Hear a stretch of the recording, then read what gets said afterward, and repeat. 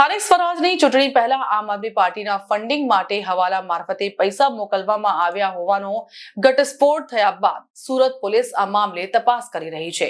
જેમ જેમ તપાસ આગળ વધી રહી છે તેમ એક પછી એક ઘટસ્ફોટ થઈ રહ્યા છે। બીજી તરફ ગોધરામાં પણ આવા એક હવાલા કાંડનો પર્દાફાશ થયો છે। આ મામલે હવે પોલીસ બાદ ઇન્કમ ટેક્સ વિભાગે પણ ઝંપલાવ્યું છે અને ઊંડાણપૂર્વકની તપાસ હાથ ધરી છે। પોલીસે શરૂઆતમાં આકાશ મિશ્રાની પૂછપરછ કરી હતી, જો કે પ્રાથમિક પૂછપરછ બાદ એક જાણવાજોગ ફરિયાદ નોંધીને આકાશને જવા દીધો હતો। મીડિયા રિપોર્ટ જણાવી રહ્યા છે કે હવે આકાશ છૂમંતર થઈ ગયો છે અને તે દિલ્હીમાં હોવાની આશંકા છે। પ્રશ્ન એ પણ થઈ રહ્યો છે કે જો પોતે નિર્દોષ હોય તો આમ આદમી પાર્ટીના માણસો તપાસથી ભાગી કેમ રહ્યા છે?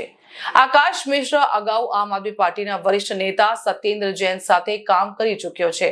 મિશ્રા માત્ર ગુજરાત પૂરતો સીમિત નહોતો, પરંતુ તેણે દિલ્હી, હરિયાણા, બિહાર અને મધ્યપ્રદેશ જેવા રાજ્યોમાં પણ વ્યાપક પ્રવાસ કર્યો હતો, જ્યાં તે પાર્ટીના ઉચ્ચ સ્તરીય નેતાઓના સતત સંપર્કમાં રહ્યો હતો।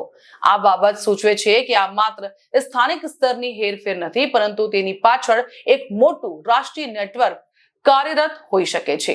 આ સિન્ડિકેટમાં 8 થી 10 માણસો શામિલ હોવાની પોલીસને આશંકા છે અને હાલ એજન્સીઓ તપાસ કરી રહી છે। તપાસનો રેલો આમ આદમી પાર્ટીના મોટા નેતાઓ સુધી પણ પહોંચશે એવી શક્યતા છે।